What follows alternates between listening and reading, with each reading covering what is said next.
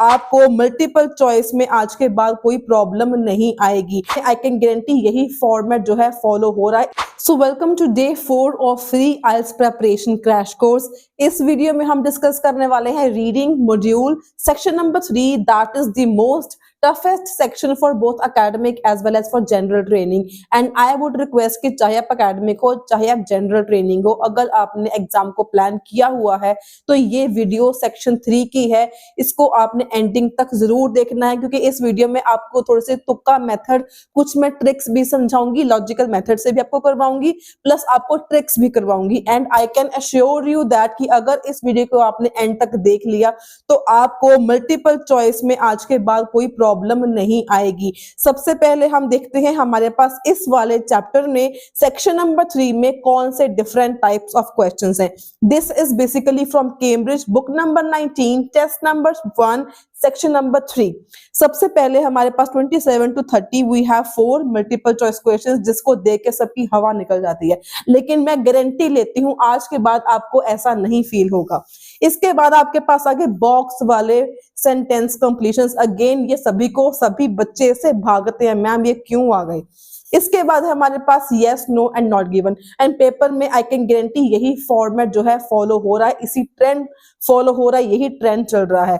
तो आपने इनको करना कैसे है, सबसे पहले आपने इनको ऑर्डर वाइज ही करना है एंड इसमें से लॉजिक्स कौन से यूज होंगे, टेक्निक्स कौन से यूज होंगी, ट्रिक्स, तुक्का मेथड भी बताऊंगी। तो सभी कुछ को देखने के लिए इस वीडियो को आपको एंड तक देखना पड़ेगा। तो सबसे पहले हम शुरू करेंगे 27 नंबर क्वेश्चन से। आपको इतने ज्यादा इजी वे से समझाऊंगी ना तो आपका ये रीडिंग का एग्जाम 100 and 200% लिख के देते हो कि क्लियर हो ही जाएगा। तो सबसे पहला हमारा क्वेश्चन है, what point does writer make about miss information in the first paragraph. Location कहां पे है आपको पता चल गया। फर्स्ट पैराग्राफ हमारे पास है किस चीज के बारे में, मिस इन्फॉर्मेशन, मतलब राइटर ने मिस इन्फॉर्मेशन के बारे में इन द फर्स्ट पैराग्राफ क्या बोला गया है। हमारे पास ऑप्शंस हैं, आप चाहो तो ऑप्शंस रीड कर लो। मैं बेसिकली ऑप्शंस को रीड करना प्रेफर नहीं करती, I directly read the passage and उसके बाद I use elimination technique. And multiple choice सबसे ज्यादा मोस्ट डिफिकल्ट है। आपको जो मैंने तुक्के सिखाने हैं वो मैंने मल्टीपल चॉइस के तुक्के भी आपको भी सिखाने हैं आज की वीडियो में। सबसे पहले हम बात करें, ये रहा फर्स्ट वाला passage, that is mostly about miss information. यहाँ पर क्या बोल रहे हैं, misinformation both deliberately promoted and accidentally shared. अब ऑब्वियसली जिसका वोकैबुलरी वीक है उसको वोकैबुलरी की नॉलेज होनी चाहिए, नहीं भी है तब भी आप कर लोगे। आपने क्या करना है, सपोज कर लो आपको डेलिबरेटली का मीनिंग नहीं पता, आप इस पूरी लाइन का ओवरऑल मीनिंग, जनरल मीनिंग निकालो, वो इस वर्ड का मीनिंग अपने आप कुछ हद तक निकल आता है। Misinformation both deliberately promoted and accidentally shared, मतलब जो मिस इन्फॉर्मेशन है वो डेलिबरेटली मतलब होता है जानबूझकर भी प्रमोट करी जाती है, समटाइम्स एक्सीडेंटली भी शेयर हो जाती है। इस परहैप्स का मतलब होता है शायद, एंड इनएविटेबल जिसको हम नकार नहीं सकते, part of the world in which we live, but it is not a new problem, ये एक नई प्रॉब्लम नहीं है। People likely have lied, people लोग झूठ भी बोलते हैं एक दूसरे से, फॉर रफली as long as verbal communication has existed, भी जब से वर्बल कम्युनिकेशन शुरू हुई है ना, जब से बातचीत शुरू हुई तब से लोग एक दूसरे से झूठ बोलते आ रहे हैं। डिसीविंग, धोखा देना, deceiving another's can offer an apparent opportunity to gain strategic advantage to motivate others to action और इवन डैश डैश डैश। तो बेसिकली आपने यहाँ पे स्टार्टिंग से पढ़ लिया भी क्या चीज को ये बात कर रहे हैं। अब अगर आप यहाँ पे ऑप्शंस पर जाओ, हमने क्या करना है, basically we have to use elimination technique. सबसे पहले आपको समझाऊंगी लॉजिक वाला मेथड। अब यहाँ पे क्या आ गया, फर्स्ट वाला है miss information is relatively recent phenomena. क्या आपने इसका कुछ पढ़ा इसके रिलेटेड, यहाँ पर लिखा हुआ है it is not a new problem as long as verbal communication has existed, जब से बातचीत करना शुरू हुई है मिस इन्फॉर्मेशन आ ही रही है, मिस इन्फॉर्मेशन चलती आ रही है, ये कोई नई बात नहीं है। तो ये आपका हो गया एलिमिनेट ऑप्शन। इसके बाद आ गया some people find it easy to identify misinformation, लोग इसको आइडेंटिफाई कर पाते हैं कि नहीं कर पाते, इसके बारे में हमने रीड नहीं करा। मैंने अभी आपको 2 लाइन्स पढ़ के दिखाई, दोनों लाइन्स के बारे में लिखा क्या हुआ था, जो मिस इन्फॉर्मेशन है वो डेलिबरेटली भी ट्रांसफर हो जाती है या एक्सीडेंटली भी हो जाती है, लोग शेयर भी कर देते हैं जानबूझकर, लोग की झूठ भी बोल देते हैं जानबूझकर। So misinformation changes as it is passed from one person to another, misinformation जो है वो पास भी होती है, इसके बारे में हमें चेंज बिल्कुल नहीं दिया हुआ। So there are number of reasons for the spread of misinformation. Spread मतलब मिस इन्फॉर्मेशन किस तरीके से स्प्रेड होती है, क्यों स्प्रेड होती है, कैसे होती है।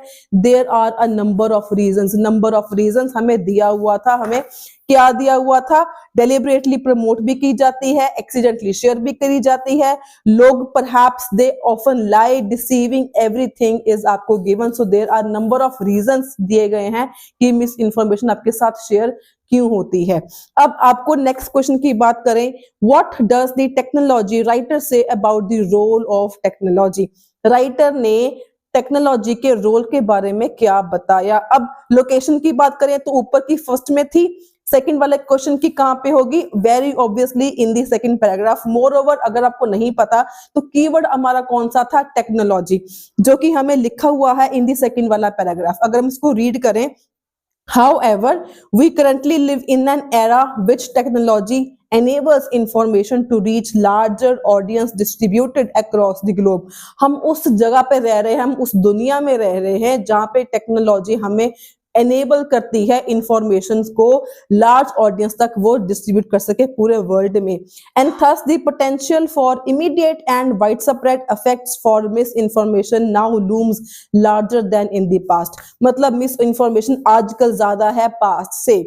Yet, लेकिन the means to correct misinformation might over the time be found। मतलब कुछ टाइम बाद मे बी इसका करेक्ट जो मिस इन्फॉर्मेशन का कोई करेक्ट मेथड है, मे बी हमें उसका ये कोई सॉल्यूशन, मे बी हमें इसका सॉल्यूशन मिल सकता है।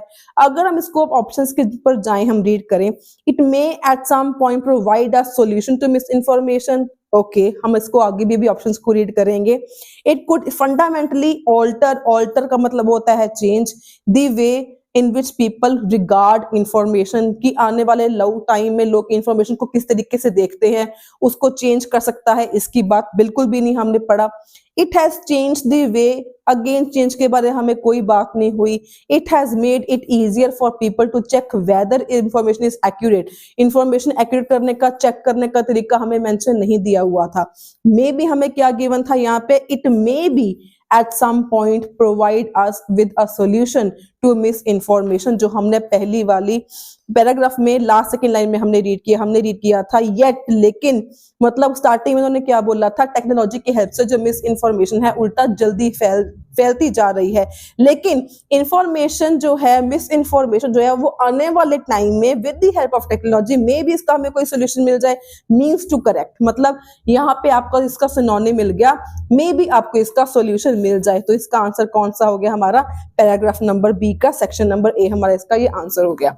29 question, what is the writer doing in the fourth paragraph. आपको लोकेशन पता लग गई कि फोर्थ पैराग्राफ में राइटर क्या करने की कोशिश कर रहा है। आपके सामने देखो पैराग्राफ नंबर 4, अगर हम इसको रीड करें, यहाँ पे स्टार्टिंग में हमें क्या लिखा हुआ है? At least 3 observations related to misinformation in the contemporary mass media environment warrant the attention of researchers, policy makers, and really everyone who watches television, listens to audio or read information online। सबसे पहले 3 observations उसने बताई, 3 लोगों के लिए, अलग अलग लोगों के लिए उसने 3 ऑब्जर्वेशंस बताई। फर्स्ट ऑफ ऑल उसने क्या बोला? People who encounter misinformation tend to believe it at least initially, भी स्टार्टिंग में तो लोग उसको मानना शुरू कर देते हैं। Secondly, electronic and print media often do not block many types of misinformation before it appears in content available to large audience. जो इलेक्ट्रॉनिक या प्रिंट मीडिया है वो ब्लॉक नहीं करती है कोई भी मिस इन्फॉर्मेशन को, वो फैलने देती है। Thirdly, countering misinformation once it has enjoyed wide exposure can be so resource intensive effort, भी अगर हम एक बार इंफॉर्मेशन को स्प्रेड कर दिया दोबारा से उसको चेंज करना बहुत मुश्किल का काम हो सकता है। आपके पास 3 आपने रीजंस पढ़े, अब यहाँ पे आपके पास ऑप्शंस हैं 4। First is comparing different opinions, opinions की बात ही नहीं करी हुई, सिर्फ आपने वर्ब्स को देखना होता है। उसके बाद explaining how the effect of misinformation have changed over time, over time की बात भी नहीं करी गई हुई। आउटलाइनिंग विच इश्यूज, तो स्टार्टिंग में ही हमने 3 पॉइंट्स 3 ऑब्जर्वेशंस बता दिए थे, फर्स्टली, सेकेंडली, थर्डली, 3 हमने इश्यूज पढ़े थे। Connected with misinformation are significant today, आज के टाइम में। तो describing the attitude of policy makers का एटीट्यूड के बारे में बात नहीं करा गया था, सिर्फ पॉलिसी मेकर्स हमें दिया गया था, उनके एटीट्यूड के बारे में बात नहीं करी गई हुई थी। तो यहाँ पे हमें क्या मेंशन था, सिर्फ 3 आउटलाइन करे हुए थे उन्होंने इश्यूज जो आज का सिग्निफिकेंट है इन टुडेज वर्ल्ड। वो 3 इश्यूज क्या है, आपके तीनों आपके सामने हैं। सो इसका आंसर क्या हो गया, ऑप्शन नंबर सी। अब लास्ट आ गया, what point does writer make about regulations in the USA. तो लोकेशन आपके सामने है, यहाँ पर यूएसए की बात कर रहे हैं, एफडीए की बात कर रहे हैं, यूनाइटेड स्टेट्स की बात कर रहे हैं, रेगुलेटरी स्ट्रक्चर्स की बात कर रहे हैं। लास्ट वाला मल्टीपल चॉइस क्वेश्चन का आंसर मुझे आपने कमेंट में बताना है कि आपको इसका आंसर क्या लगा, एंड लेट्स सी कितने ज्यादा स्टूडेंट्स इसको सही गेस कर पाते हैं। Location is in front of you, बहुत ही ज्यादा क्लियर है, and you can see the question one again, question is in front of you. तुक्का मेथड की बात करूं तो आपने जो एक्सट्रीम वर्ड्स होते हैं जैसे लार्जर हो गया, नेवर हो गया, ऑलवेज हो गया, न्यू हो गया, ये ऑप्शन को, ये जो होते हैं मेजर वर्ड्स होते हैं, ये वाले ऑप्शन ज्यादातर रॉन्ग होते हैं, पहली बात। सेकंड, आपको तुक्का तरीका बताऊं तो अगर आपको 2 इंफॉर्मेशन सेम लग रही हैं तो दोनों में से जो स्टेटमेंट लंबी होगी वो ज्यादातर आंसर हो सकता है, ज्यादातर। तो जिनको मल्टीपल चॉइस क्वेश्चंस करने में प्रॉब्लम आती है, आप ये दोनों टेक्निक्स यूज कर सकते हो। थर्ड आपका मेथड ये है, पैराफ्रेज करो कि आपको सिनोनिम्स मिल रहे हैं, क्या पैराफ्रेज आपको वर्ड्स मिल रहे हैं। अगर पैराफ्रेज वर्ड्स आपको मिल गए, दैट मींस लाइकली है उसका आंसर वही होगा जिसका आपको सिनोनिम्स मिल रहे हैं। नेक्स्ट आपके पास आगे सबसे ज्यादा अगेन डिफिकल्ट जिनको क्वेश्चंस लगते हैं वो है ऑप्शंस वाली ब्लैंक्स। आपको ऑप्शंस दी गई हुई है एंड आपके पास पैराग्राफ है कि इसका आपने फिल इन दी ब्लैंक्स करनी है। तो सबसे ज्यादा अगर आप सिनोनिम की नॉलेज अगर आपको नहीं है तो आप अगेन इसमें तुक्का अप्लाई कर सकते हो। तो सबसे पहले ना मैं आपको बताऊंगी कि इसमें आपने तुक्का एंड गैसवर्क आपने कैसे अप्लाई करना है। सबसे पहले हम करेंगे इसका गैसवर्क की हेल्प से आप इसको कैसे कर सकते हो। तो सबसे पहले अगर हम देखें, although people have dash to misinformation, although people have dash to misinformation, इसका आपके पास ऑप्शंस हैं। जो आपको सबसे जेन्युइन लगता है कि इसमें से ये फिट हो रही है तो उसका आंसर वही होगा। people have contrast conflicts to नहीं एक्चुअली जा रहा। people have subjects का बिल्कुल नहीं जा रहा। people have frequent exposures, ये इसका थोड़ा बहुत मुझे लग रहा है इसका हो सकता है, तो यहाँ पे मैं इसका आंसर जी दे रही हूँ। although people have, यहाँ पे आ गया frequent exposure to mix information. Frequent होता है अक्सर उनको मिक्स इंफॉर्मेशन को, वो अक्सर वो उनको मिलती रहती है। देयर इज अ डाउट, आगे डैश डैश डैश। नेक्स्ट आगे दी फिलोसोफर्स की बात कर रहे हैं, Descartes and Spinoza had dash about how people engage with information। 2 philosophers की बात कर रहे हैं, सिर्फ आपने यहाँ पे गेसवर्क करना है, तुक्का लगाना है कि यहाँ पे 2 प्रोफेसर्स फिलोसफर्स की बात कर रहे हैं, उनके दोनों के नेम्स दिए हुए हैं। They had dash about how people engage with information, कि लोग इंफॉर्मेशन के साथ एंगेज कैसे होते हैं, उनका वो क्या था, कॉन्फ्लिक्ट था, सब्जेक्ट था, ये तो हो ही नहीं सकता। फ्रीक्वेंट एक्सपोजर हमने कर लिया हुआ है। डिफरेंट आइडियाज इसका आंसर हो सकता है, डिफरेंट आइडियाज। तो यहाँ पे इसका आंसर जे लगा देते हैं कि 2 पर्संस हैं, 2 के बीच में डिफरेंट आइडियाज ही हो सकते हैं अगर हम कॉमन सेंस यूज करें तो। इसके बाद मैं नेक्स्ट बताऊं, moreover Spinoza believed that a distinct dash is involved in these stages। a distinct का मतलब क्या होता है, डिफरेंट। क्या कुछ डिफरेंट इन्वॉल्व है इन स्टेजेस में, क्या इन्वॉल्व है इन स्टेजेस में, सब्जेक्ट्स इन्वॉल्व है स्टेजेस में, हो ही नहीं सकता। कांस्टेंट कॉन्फ्लिक्ट है, अगर डिस्टिंक्ट आ गया, डिस्टिंक्ट के साथ कांस्टेंट वर्ड ऑटोमेटिकली नहीं आ सकता, ये भी ऑप्शन नहीं होगा। उसके बाद आ गया डिस्टिंक्ट एडिशनल, डिस्टिंक्ट के बाद एडिशनल नहीं आ सकता, ये भी नहीं हो सकता। डिस्टिंक्ट शॉर्ट पीरियड भी इसके साथ मैच नहीं कर रहा, ये भी नहीं हो सकता। Mental operation, distinct mental operation, यहाँ पे मेंटल ऑपरेशन इसका में भी हो सकता है, तो यहाँ पे हमने इसका आंसर लगा दिया एच। अभी हम इसको लॉजिकल वे से भी इसके बाद आपको समझाऊंगी कि इसके आंसर कैसे, क्या हमने सही किया या हमने इसमें रॉन्ग किया। Recent research has provided dash for Spinoza's theory। जो रिसेंटली रिसर्च हुई उसने क्या प्रोवाइड किया, फॉर स्पिनोजा's theory। क्या प्रोवाइड किया, शॉर्ट पीरियड प्रोवाइड किया, ये हो ही नहीं सकता। मेंटल ऑपरेशन प्रोवाइड किया, ये भी नहीं हो सकता। डुबियस रीजन प्रोवाइड किया, रीजन भी नहीं हो सकता। एक्सट्रीम डिस्ट्रस्ट प्रोवाइड किया, प्रोवाइडेड मतलब कुछ दिया, क्या दिया, एडिशनल एविडेंस दिया जो मुझे कॉमन सेंस से लग रहा है, इसको बोलते हैं कॉमन सेंस से आंसर को गैस करना। अगर आपके पास टाइम नहीं है ना तो आप ये मेथड यूज करो, इसमें से कम 6 में से 4 तो नॉर्मली सही हो ही जाते हैं अगर आपका टारगेट अराउंड 5 है, लेकिन टारगेट अगर आपका 7 या इससे ज्यादा है तो आपने लॉजिकल मेथड ही इससे यूज करना है। कैसे करना है वो भी आपको सिखाऊंगी। इसके बाद आ गया even if it is for an extremely dash, even it is for extremely short period, maybe, just ये तुक्का है, जस्ट ये गैस वर्क है। This is consistent with the fact that resources for scepticism, scepticism होता है confusion, and the resources for perceiving and encoding are in dash in the brains, are in dash in the brains, are in conflict, are in subjects, are in exposure. इससे idea लगाओ कि इसमें से कौन सी blank fit हो रही है। मेरे हिसाब से इसमें सी वाली ब्लैंक फिट हो रही है। अब मैं आपको समझाऊंगी लॉजिकल वे से। यहाँ पर आपके पास फिलोसोफर्स की बात कर रहे हैं, डिस्कार्टेस एंड स्पिनोजा, जो कि हमारी है इस वाली लोकेशन में, लास्ट वाला फर्स्ट पेज का पैराग्राफ, डिस्कार्टेस एंड स्पिनोजा यहाँ पे हमें गिवन है। तो यहाँ पे इसकी लोकेशन अगर हम स्टार्टिंग से देखें, यहाँ पे मिस इन्फॉर्मेशन की बात यहाँ पे कर रहे हैं। ऑल्दो हमने ऑल्दो से स्टार्टिंग करी हुई थी, पैसेज की आपके सामने है, तो ऑल्दो से हमें यहाँ पे लोकेशन मिल गई बहुत ही ज्यादा clearly. Although it is fairly routine for individuals to come across information that is false, information that is false का मतलब क्या हो गया, मिस इन्फॉर्मेशन जो होते हैं सिनोनिम्स, सिनोनिम्स को आप रिलेट करोगे आपको सारे आंसर्स बहुत इजीली मिल जाएंगे। रूटीन का मतलब क्या हो गया, अक्सर, अक्सर का मतलब रूटीन में हम क्या बोलते हैं, फ्रीक्वेंट। कम अक्रॉस का मतलब क्या होता है, एक्सपोजर, तो इसका आंसर क्या हो जाएगा, फ्रीक्वेंट एक्सपोजर। जी वाला हमने लगाया था, दैट इज बिल्कुल करेक्ट आपका, सिनोनिम्स मैच किया, आपका आंसर मिल गया। डैश टू मिस इन्फॉर्मेशन था, यहाँ पे बिल्कुल सेम टू सेम लाइन इन्होंने रीफ्रेश करके रखी हुई थी।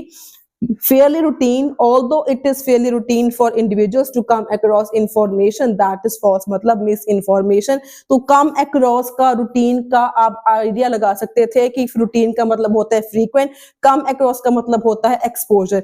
इस तरीके से इसका आंसर आपका आ गया frequent exposure। Similarly अगर हम next देखें, the philosophers Descartes and Spinoza had dash about how people engage with information, कि लोग information के साथ engage कैसे करते हैं। तो यहाँ पे लिखा हुआ the dilemma is neatly summarized by the contrast between how 17th century philosophers René Descartes and Spinoza described human information engagement की बात कर दी, और यहाँ पे लिखा contrast between, दो philosophers के बीच में contrast था। contrast का मतलब आपके पास यहाँ पे क्या हो गया, different ideas, जो कि था ऑप्शन नंबर जे, ये भी हमारा करेक्ट है। Moreover, Spinoza believed that a distinct dash is involved in these stages। Stages की बात कर रहे हैं, डिस्टिंक्ट की बात कर रहे हैं, स्पिनोजा की बेसिकली बात कर रहे हैं। तो यहाँ पे लिखा भी हुआ है by default, then subsequently verify और reject it through a separate cognitive process, separate cognitive process. यहाँ पे क्या लिखा है, डिस्टिंक्ट, डिस्टिंक्ट का मतलब क्या होता है, सेपरेट मतलब डिफरेंट, ये इसका सिनोनिम आ गया। यहाँ पे क्या था आपका, distinct cognitive process, cognitive process था, और यहाँ पे आपके पास इसका कीवर्ड अगर आप ढूंढो, इसका सिनोनिम अगर आप ढूंढो कॉग्निटिव एबिलिटी का, कॉग्निटिव प्रोसेस का, यहाँ पे क्या है, मेंटल ऑपरेशन। तो इसका आंसर हमारा एच आ गया, mental operation.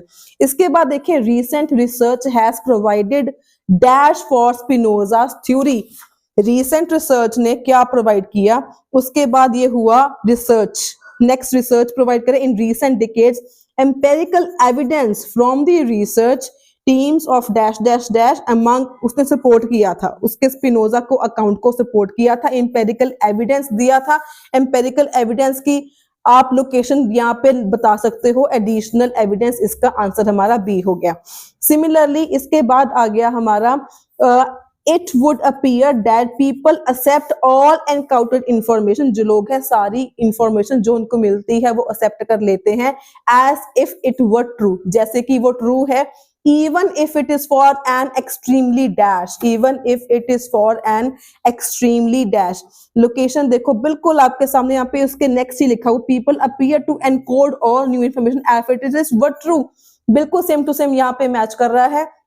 Even if only momentarily, momentarily word जो है वो मोमेंट से बना है, even if it is only momentarily. तो अगर आप लोकेशंस में जाओ, मोमेंटैरिली का यहाँ पे सिनोनिम कौन सा मैच कर रहा है कि मोमेंट की बात कर रहे हैं, मतलब only for a short period. तो ई का आपका आंसर क्या आ गया, शॉर्ट पीरियड।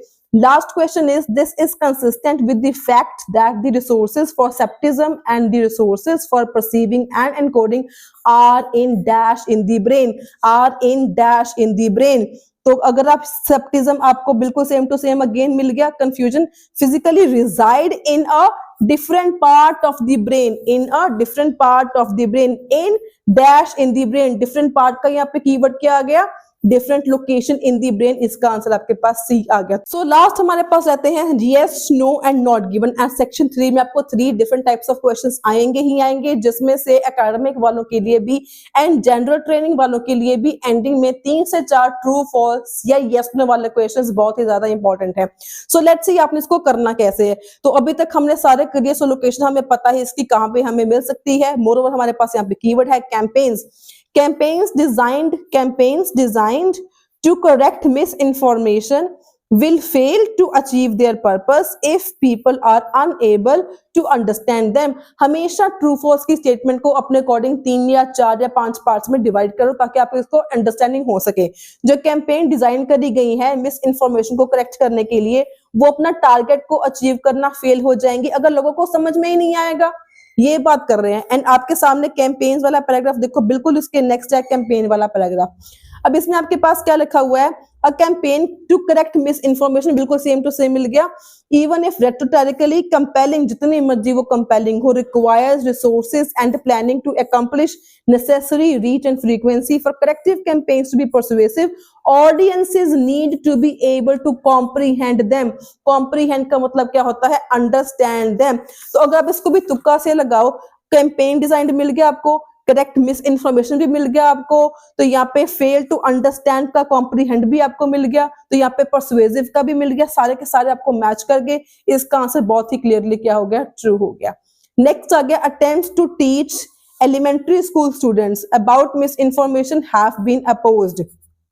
तो यहाँ पर टॉपिक ही हमारा मिस इन्फॉर्मेशन के बारे में, हमने ढूंढना क्या है, एलिमेंट्री स्कूल स्टूडेंट्स। ये आपके सामने पैराग्राफ है, आप इसका आंसर आपने बताना है, ट्रू होगा या फॉल्स होगा या नॉट गिवन होगा। इसका आंसर पैराग्राफ आपके सामने है, क्वेश्चन आपने रीड कर लिया है, एलिमेंट्री स्कूल स्टूडेंट्स के बारे में है, क्या उसको अपोज किया गया था, उनको समझाने के लिए अपोज किया गया था। So moving on to next question, it may be possible to overcome The problem of misinformation in a relatively short period। भी कम समय में इसका सोल्यूशन हमें मिल सकता है। तो आपके सामने देखो लोकेशन है, तो आपको यहाँ पे क्या मिल रहा है, इसकी लोकेशन कहाँ पे ढूंढ सकते हो आप। तो यहाँ पे आपके पास लिखा हुआ है, the journey forward undoubtedly will be long and arduous one. Long होगी, आर्डुअस होता है डिफिकल्ट होगी, लेकिन यहाँ पर हमारे पास क्या था, शॉर्ट पीरियड। तो अपोजिट इंफॉर्मेशन का मतलब हो गया answer is false. The need to keep up with the new information is hugely exaggerated in today's world. कि न्यू इंफॉर्मेशन के साथ रहना, बने रहना, इसको ज्यादा बढ़ा चढ़ा के दिया गया है आज के वर्ल्ड में। ये बहुत बढ़ा चढ़ा के इसकी बातें करते हैं। तो इसकी इंफॉर्मेशन पैराग्राफ आपके सामने है, keep up with the new information. यहाँ पे कहीं पर भी न्यू इंफॉर्मेशन की बात नहीं कर रहे, इंस्टेड हर एक जगह पर सिर्फ मिस इंफॉर्मेशन की बात ही कर रहे हैं थ्रू आउट दी पैराग्राफ। सो इसका हमें क्या हो गया आंसर, कुछ भी नहीं दिया हुआ न्यू के बारे में, so answer is not given. तो हमने ये पहले भी डिस्कस किया था, कोई न्यू वाला वर्ड हो जाए, रिसेंट हो जाए, लार्जर हो जाए, ऑलवेज हो जाए, ज्यादातर इनके आंसर्स हमेशा नॉट गिवन ही होते हैं, चाहे वो मल्टीपल चॉइस में है, चाहे वो आपके यस नो नॉट गिवन में है। So this is all about section number 3 Cambridge की बुक नंबर 19 टेस्ट नंबर 1। इसके पहले मैंने टेस्ट नंबर 1 का सेक्शन 1 किया हुआ है, अपलोड सेक्शन 2 भी है। एंड या now a time for a great and big news for my all the lovely audience. तो मेरे पास एक स्पेशली डिजाइंड प्लेलिस्ट है for both academic and for both general training students जिन्होंने भी एग्जाम देना है। बेसिकली मेरे पास सभी की प्लेलिस्ट पड़ी है, रीडिंग की, राइटिंग टास्क 1 की, राइटिंग टास्क 2 की, लिसनिंग की, स्पीकिंग के सारे पार्ट्स की मेरे पास डिजाइन करी हुई स्पेशल प्लेलिस्ट प्लेलिस्ट हैं, अगर आप उन प्लेलिस्ट को अच्छे से फॉलो कर लेते हो, अच्छे से अगर आप उस वीडियोस को ही देख लेते हो, आई कैन गारंटी आपका स्कोर फर्स्ट अटेम्प्ट में आएगा ही आएगा। आपका desired score definitely you can achieve अगर आप इन प्लेलिस्ट को देख लेते हो। And this is what I give in my free crash course. तो क्रैश कोर्स इज फ्री, जिसमें आपको स्पेशली डिजाइन प्लेलिस्ट मिल रही है, रीडिंग, राइटिंग, स्पीकिंग, एवरीथिंग की, लिसनिंग की भी, जिसमें मैंने हर एक चीज को बहुत डीपली समझाया हुआ है आप लोगों के हिसाब से। अगर आपको क्रैश कोर्स चाहिए प्लेलिस्ट वाला, you just have to like this video, share this video, subscribe to my channel and एक वीडियो डेली होती है अपलोड। आजकल हमारी जो सीरीज थी वो रीडिंग के ऊपर चल रही थी, 4 वीडियोस मैंने लगातार अपलोड करी है रीडिंग के ऊपर। अगर आप मेरे चैनल पर न्यू हो, do like, share and subscribe. And आने वाले दिनों में we will be upcoming with new series of listening and writing as well. So if you find this video informative and helpful, do give it a thumbs up, share it with your friends, and don't forget to subscribe my channel for more daily videos on IELTS.